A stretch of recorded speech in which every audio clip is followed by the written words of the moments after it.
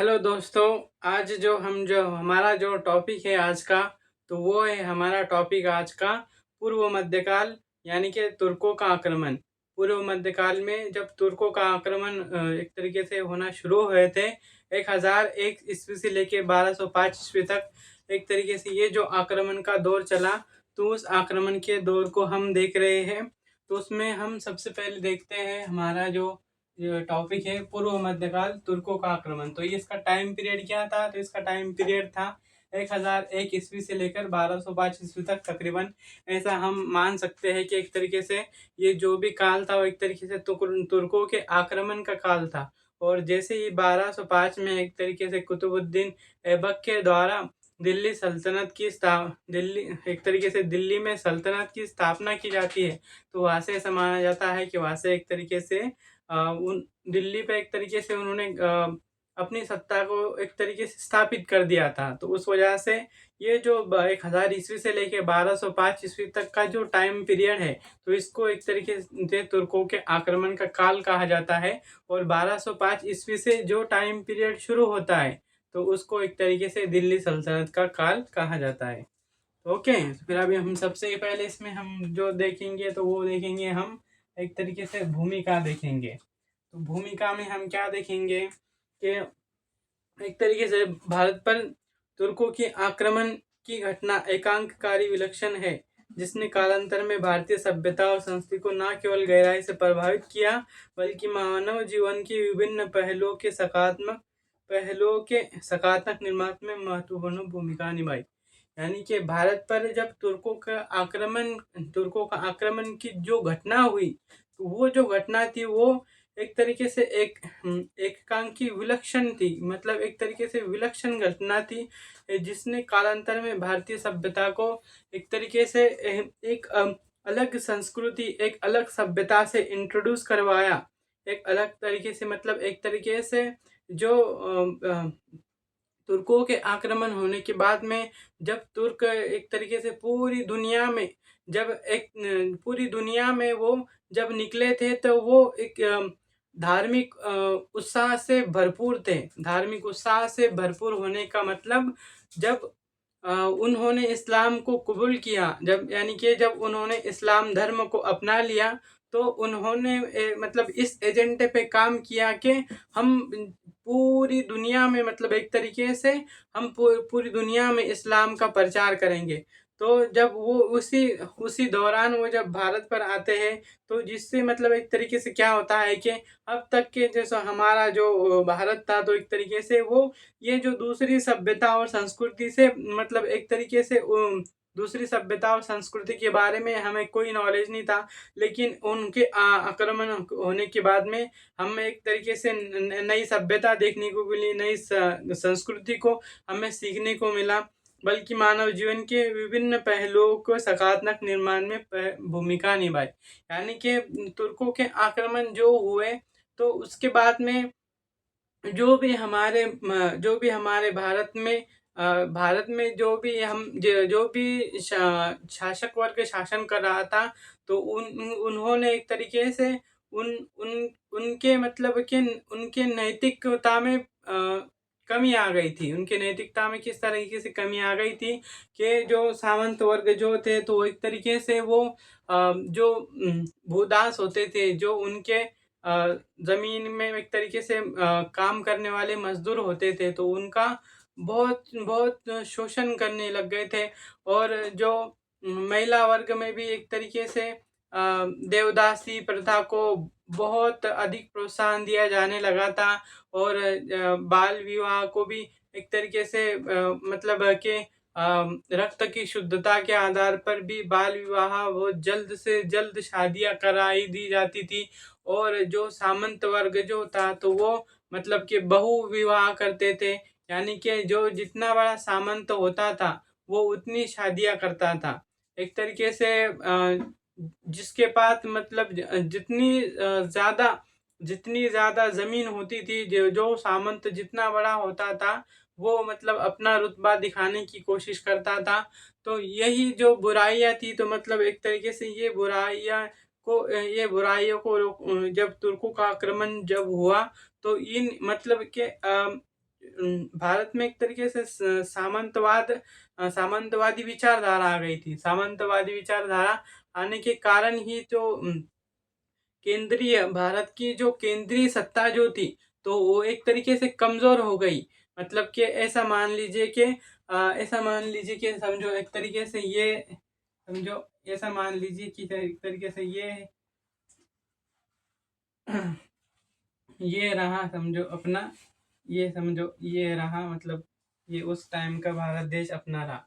तो इसमें जो केंद्रीय सत्ता थी, तो ये केंद्रीय सत्ता कमज़ोर हो गई। तो ये केंद्रीय सत्ता एक तरीके से कमज़ोर होने की वजह से, तो जो क्षेत्रीय मतलब कि आप मान लीजिए यहाँ पे एक क्षेत्रीय सामंत था, तो उन्होंने मतलब एक तरीके से खुद को आज़ाद कर दिया। ये भी अलग हो गई, ये भी अलग हो गई, ये भी अलग हो गई। तो ये जो भी सामंत थे, मतलब जिस तरह से ये जो भी सामंत थे, तो ये सामंतों पे एक तरीके से ये जो केंद्रीय सत्ता है, इनका कंट्रोल कम हो गया है। इनका कंट्रोल एक तरीके से इन पर नहीं रहा। इनका कंट्रोल इन पर नहीं रहने की वजह से ये जो सामंत वर्ग थे, तो इन्होंने एक तरीके से इनको खुद को स्वतंत्र घोषित कर दिया, खुद को ही राजा कहलवाने लग गए। तो ये इसकी वजह से क्या हुआ, तो फिर जब जब समझो ये केंद्रीय जो सत्ता जो थी, तो ये केंद्रीय सत्ता कमज़ोर हो गई। तो केंद्रीय सत्ता कमज़ोर होने के कारण जब यहाँ पर एक तरीके से अटैक हुआ, जब यहाँ पर एक तरीके से तुर्कों ने आक्रमण किए, तुर्कों ने जब एक तरीके से दिल्ली पर आक्रमण किए, तो दिल्ली पर आक्रमण करने के बाद में एक तरीके से वो उसको कंट्रोल कर पाए। क्यों कंट्रोल, मतलब एक तरीके से क्यों वहाँ पर वो आक्रमण करने में क्यों सफल हो पाए, तो ये जो भी क्षेत्रीय शक्तियाँ थी, तो इन्होंने मतलब एक तरीके से मिलजुल कर इनको सपोर्ट नहीं किया। जो केंद्रीय सत्ता थी उनको सपोर्ट नहीं किया, जिसकी वजह से एक तरीके से तुर्कों के आक्रमण सफल हो गए। ओके, तो ये हो गई हमारी जो भूमिका। अब दूसरा हमारा मुद्दा देखते हैं हम, तो एक तरीके से वो था कि मतलब तुर्क कौन थे। जो दूसरी हमारी जो बात है, तो वो एक तरीके से यहाँ पे लिख देता हूँ मैं, मतलब एक तरीके से तुर्क कौन थे। तुर्क कौन थे, तुर्क कौन थे, राइट। तो तुर्क कौन थे, तो तुर्क मतलब सबसे पहले हम देखते हैं कि तुर्क शब्द की उत्पत्ति तुर्की से या तुर्की के पठार से हुई है। तुर्क एक भौगोलिक शब्द है। सबसे पहले हमारे जो दिमाग में जो क्वेश्चन आता है, तो वो क्वेश्चन ये आता है कि ये तुर्क थे, तो आखिर ये तुर्क कौन थे। तो तुर्क आखिर में दरअसल में तुर्क जो शब्द है, तो तुर्क शब्द की उत्पत्ति एक तरीके से तुर्की से हुई है या तुर्की के पठार से हुई है, राइट। और तुर्क शब्द जो है, तो एक तरीके से वो भौगोलिक शब्द है। मतलब जैसे कि ऐसा कह दे, मतलब हम बोलचाल की भाषा में कह देते हैं ना कि हाँ ये व्यक्ति एक तरीके से बिहार का है, तो हाँ ये व्यक्ति बिहारी है। ओके, फिर ये व्यक्ति हरियाणा का, तो हम कह देते हैं कि हाँ भाई ये व्यक्ति हरियाणवी है, राइट। फिर उसके बाद में कोई मतलब ऐसा मान लीजिए कि कोई व्यक्ति अफ्रीका का है, तो हम उसको कह देते कि भाई हाँ अफ्रीकन है। कोई ऑस्ट्रेलिया का, तो हम कहते कि ऑस्ट्रेलियन है। कोई अमेरिका का, तो हम बोलते अमेरिकन है। कोई एक तरीके से कनाडा का है, तो भाई हम कहते हैं कि वो एक तरीके से कनाडा का मतलब कनाडियन है। कोई मतलब एक तरीके से अफगानिस्तान का, तो अफगानिस्तानी है। पाकिस्तान का, तो पाकिस्तानी है। वैसे एक तरीके से हम अगर इंडिया की बात करें, तो हम कहते हैं कि भाई हम जो इंडिया के रहने वाले, तो एक तरीके से हम इंडियन हो गए। तो उसी तरीके से जो तुर्क शब्द जो भी है, तो एक तरीके से जो तुर्की का जो पठार है, तो मतलब तुर्की का जो पठार, एक तरीके से उस तुर्की के जो पठार है उसको तुर्क कहा गया। और वहाँ पर जो रहने वाले लोग थे, जो रहने वाले कबीले थे, उन कबीलों को एक तरीके से तुर्क कहा गया। जैसे अरब के अरबी, बिहार के बिहारी, हरियाणा के हरियाणवी, कश्मीर के कश्मीरी। इसी प्रकार से तुर्की के पठार पर निवास करने वाले लोगों को तुर्क कहा गया। इसी प्रकार से जो तुर्की के पठार पर रहने वाले जो भी वहाँ के जो कबीलाई लोग थे, तो उनको एक तरीके से तुर्की कहा गया। ये कई कबीलों में बटे थे, यानी कि जो जो तुर्क जो लोग थे, तो आप सबसे पहले अब तो ये बात आपको समझ में आएगी कि तुर्क कौन थे। तो तुर्क जो थे, मतलब तुर्की का जो पठार था, तो वो जो तुर्की के पठार में जो रहने वाले लोग थे, तो उनको ही तुर्क कहा गया। ओके, फिर ये कई कबीले में बटे थे। अब जो जो तुर्क थे, तो वो कई कबीलों में बटे थे। जैसे और आपस में लड़ते रहते थे साम्राज्य विस्तार के लिए। मतलब कि ऐसा मान लीजिए कि इनका एक ही कबीला हो गया, एक इनका एक कबीला हो गया और ये दोनों कबीले आपस में लड़ते हैं। किस लिए आपस में लड़ते हैं?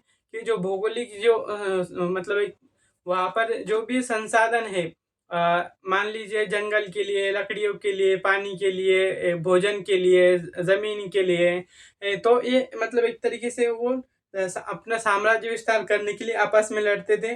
विपरीत परिस्थिति में जीवन जी रहे थे। ऐसा मतलब कि एक तरीके से विपरीत परिस्थितियों में जीवन जी रहे थे। इसका मतलब ये है कि वहाँ पर उनको मतलब कि बहुत ज़्यादा ठंडी में मतलब ठंड बहुत ज़्यादा मात्रा में ठंडी को सहन करना पड़ता था। जिस तरीके से हमको जो क्लाइमेट मिलता है, तो एक तरीके से उनको वो क्लाइमेट नहीं मिलने की वजह से विपरीत परिस्थितियों में जीवन जी रहे थे, जिसके कारण वो योद्धा बन गए थे। मतलब जो भी व्यक्ति मतलब जितनी परेशानियों, जितनी मुसीबतों, जितनी विकट से मतलब जितनी जो भी व्यक्ति जितनी एक तरीके से जितनी कठिन से कठिन परिस्थितियों से निकलता है, तो एक तरीके से वो उतना बड़ा मतलब उसके अंदर वो जज़्बा होता है कि वो बड़ी से बड़ी मुसीबत आने पर भी खुद को भी सँभाल पाता है और दूसरों को भी सँभाल पाता है। ओके, फिर ऐसा माना जाता है शुरू में ये बौद्ध धर्म को मानते थे, लेकिन बाद में इस्लाम में आ गए। ऐसा माना जाता है कि जो तुर्क जो लोग थे, तो एक तरीके से पहले शुरुआत में बौद्ध धर्म को मानते थे, लेकिन 6वीं या 7वीं शताब्दी में जब इस्लाम का उदय हुआ और एक तरीके से इस्लाम का प्रसार होना शुरू हुआ, तो इन्होंने एक तरीके से इस्लाम धर्म को अपना लिया। फिर तुर्कों के आक्रमण का कारण। फिर इस्लाम इस्लाम इस्लाम में आने के बाद में तुर्कों के आक्रमण का कारण। तो हम देख रहे हैं आक्रमण के कारण परिस्थितियाँ, ओके। फिर तुर्कों के आक्रमण के कारण क्या थे और उनकी परिस्थितियाँ क्या थी। तो तुर्कों के जो आक्रमण के जो कारण थे, तो तुर्कों के आक्रमण के कारण दो दो सबसे बड़े महत्वपूर्ण कारण थे। एक उनका धार्मिक कारण था और दूसरा उनका आर्थिक कारण था। कारण ये पूछ लेता मैं इसको।